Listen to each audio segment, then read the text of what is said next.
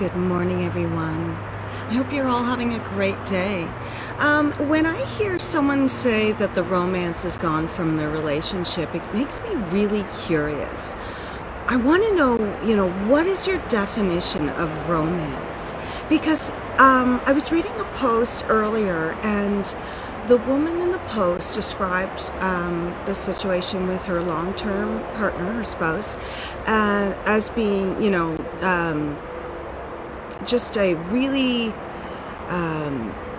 mundane kind of existence, that there was no romance in the relationship at all anymore. There was no spark. And she went on to talk about how she's been watching a lot of rom-coms and she's wanting more of that in her life. And I get that. I understand where that need comes from. But I really want to be careful to recognize that the things that we see in movies oftentimes don't represent realistic goals to have for our relationships, right? The stuff that we see in movies is often these big gestures, they're really elaborate, and we need to just really put that aside and recognize that those big gestures or elaborate dates or schemes or whatever represent a feeling that that person is looking for, that she was looking for, or she is looking for in her relationship. She's looking for her partner to show her that she is cherished, that she's still attractive to them, that they're still drawn to them. She's looking for that reassurance. And so while she mourns the loss of romance, I suspect what she's really missing is, that emotional connection. And that if she were able to get more of that in the relationship, then the romance could look like so many different things, right? And it does look like different things for every couple. And the problem with sort of basing your ideas about romance on what you see in movies is that doesn't represent, the vast, broad array of ways in which we show love and receive love that are deeply nourishing. And so they often get sort of boiled down into these stereotypical displays of love and affection, right? And oftentimes what we're seeing in movies isn't realistically even possible for most people, for a lot of people. So what I mean is that in order for those romantic encounters or the elaborate schemes that get played in these movies in order to woo or attract someone, most people don't have the money to sustain that kind of, level of wooing.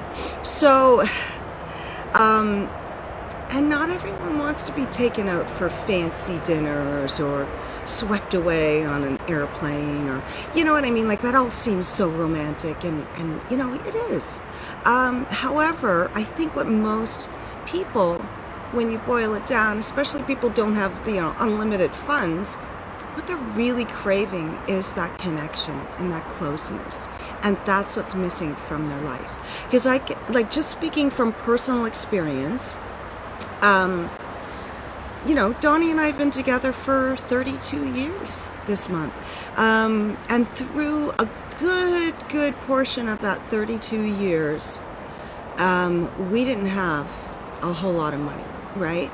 There was no elaborate dates and, romantic gestures held at, special places that, cost a lot of money to get in or stuff like that. Or like, you can't rent a restaurant just for the two of you and have the chef come out and serve. You know what I mean? Like, you see that stuff in movies and you're like, oh, isn't that romantic? And wouldn't that be special? And it's like, yeah, okay, if you're super rich.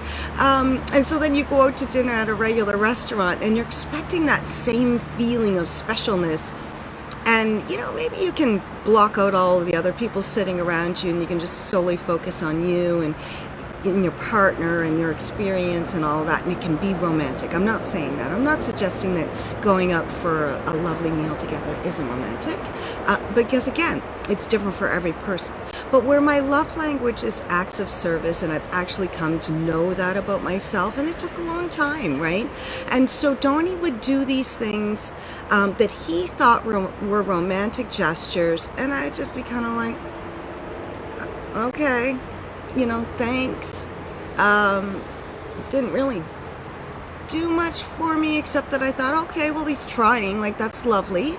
And, kudos for that. And, you do get points for trying.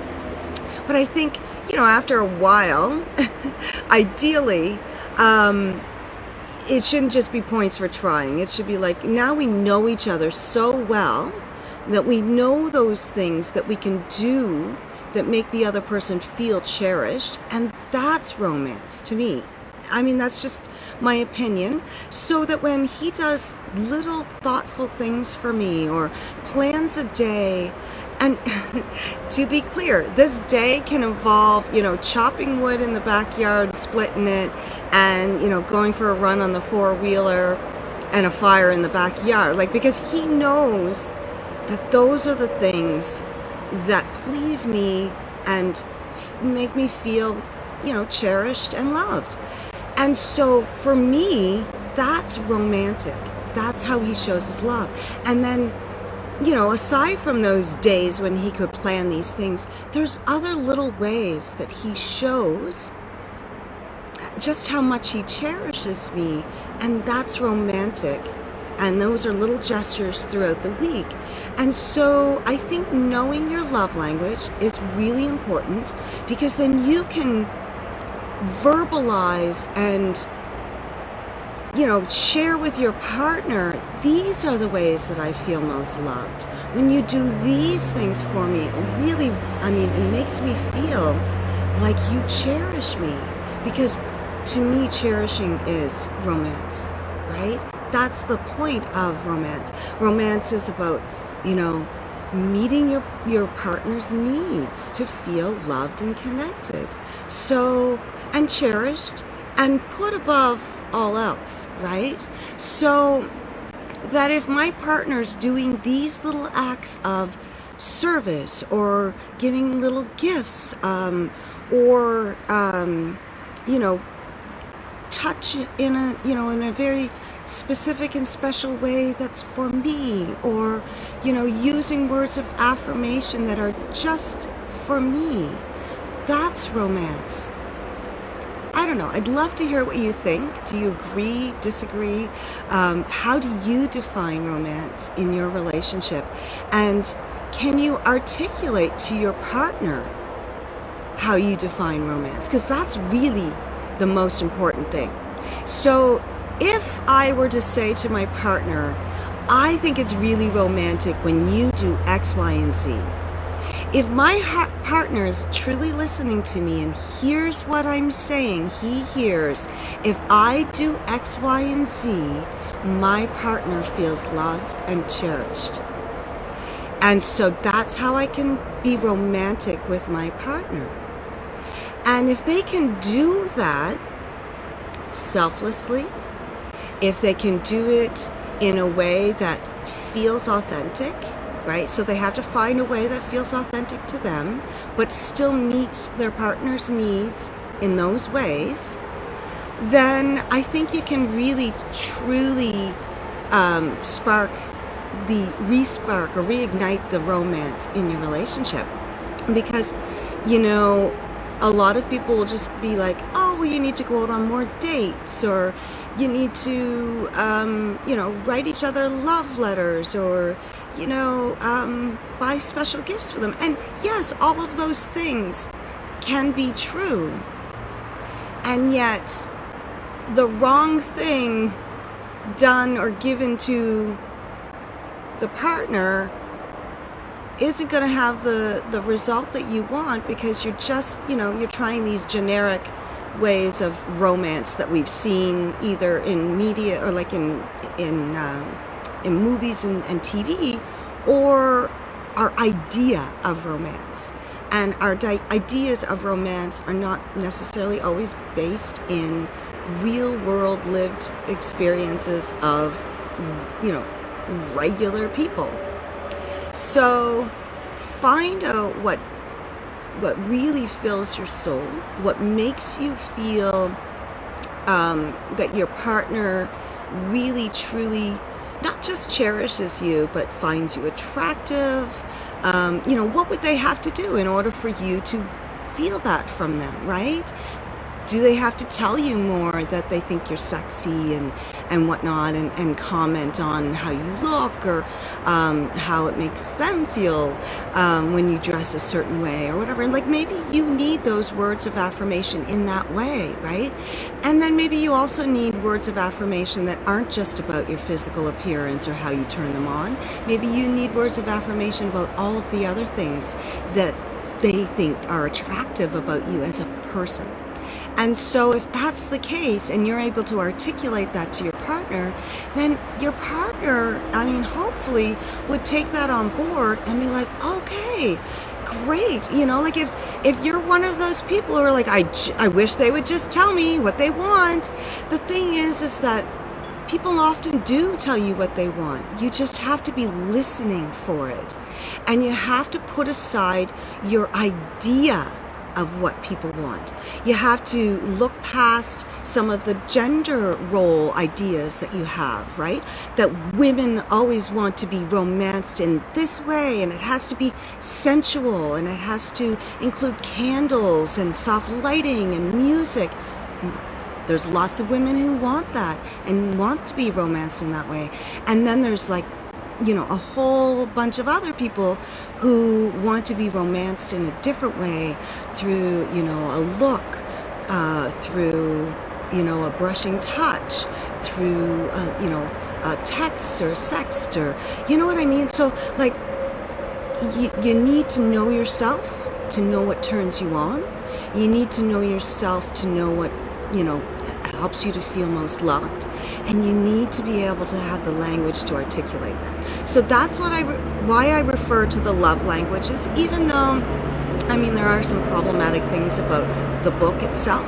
I think if we can just take away the love languages and recognize that there are parts of us that need all of those different things in our life, and that sometimes, though, we need more of one thing than the others. And then also applying Jaya's book, Your Blueprint for Pleasure, which I've talked about a lot.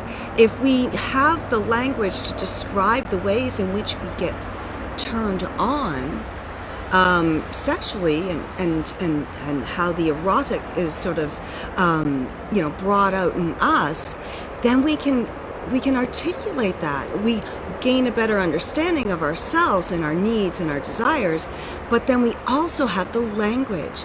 And so ideally, with the blueprints, there's the 5 blueprints, and it's a way of sort of describing different aspects of human sexuality in a way that lists, both the positives and maybe some of the drawbacks of each one.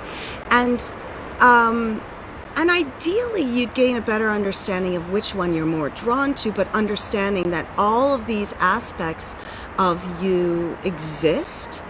And if there's parts of those blueprints that are sort of blocked off to you or inaccessible to you, then that's an area for exploration. So that if you come up against the chapter on kink and you immediately think, there's nothing in this chapter that I am interested in, because I'm not into kink, because you have an idea of what kink is, and it's been defined for you in various ways, maybe in movies you've watched or whatever, and so you just, you have a barrier. Well, then, maybe exploring that barrier of like, well, what do you think kink is? And then what does your partner think kink is? And is there some common ground of what, like, I think kink is that too. Would you be interested in including that in our lives? Because kink is different for everyone, right? and not all kink is the kink that you think it is.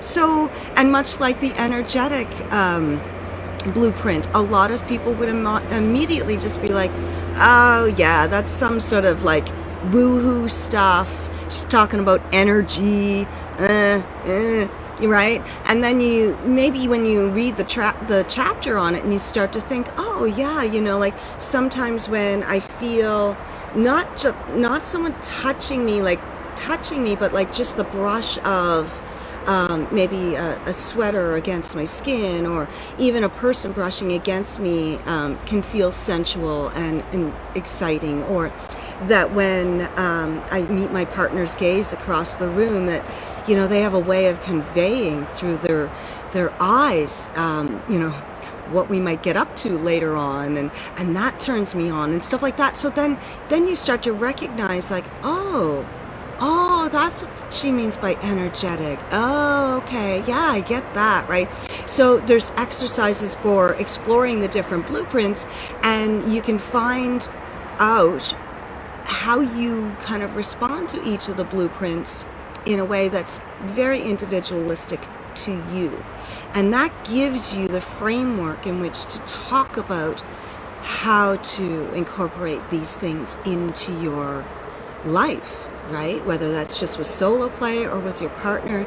And that builds romance, right? When we're meeting each other's needs, that's romance, at least to me. That's what I think. I'd love to hear what your thoughts are. Does any of this resonate with you? Are you in a relationship where you feel like the romance is dead? You're wondering how to rekindle it, and you don't know where to start? I mean, obviously I've mentioned a couple different resources, but then sometimes it's a matter of like digging deeper into who you are and doing an exploration into some of the beliefs and thoughts you have around romance, around the erotic and sensuality and sexuality, and sort of gaining a better sort of understanding of yourself in that way. And therapy can be really helpful. The right kind of therapy can really be helpful in gaining that clarity about yourself. And from there, the byproducts of that clarity is the ability to talk about your needs and desires and what would make you feel more fulfilled in life, right? And I think that's important. So if that's something you need help with, please feel free to reach out. I'd love to talk to you. We can private message. You don't have to share it in the comments.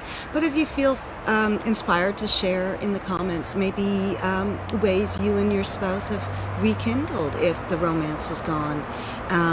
What are things that you do that make you feel cherished in your relationship, that kind of are a little bit, well, are not outside the box thinking, because I don't really think they're outside the box. I think they're really the box, and the box that contains a small view of romance that's portrayed in movies is, its own box, but the rest of the box is everything else that people are doing in their relationships to, cultivate that romance, right? Those are the stories I'd love to hear. What do you do in your relationship that cultivates romance, that is maybe that maybe would help other people see that these smaller or less flashy ways of showing love are really romantic. So, little things like maybe leaving love notes for each other, or, planning special little excursions or whatever, that don't, involve a lot. Like, they don't have to be really elaborate. I'm not talking, major things here. Like a little excursion, like we're taking a drive to your favorite waterfall, or we're going to see something that I know, because I know you, I think you would enjoy, kind of thing. That sort of thing. Yeah. Love to hear from you. Hope you have a great rest of your day. Namaste.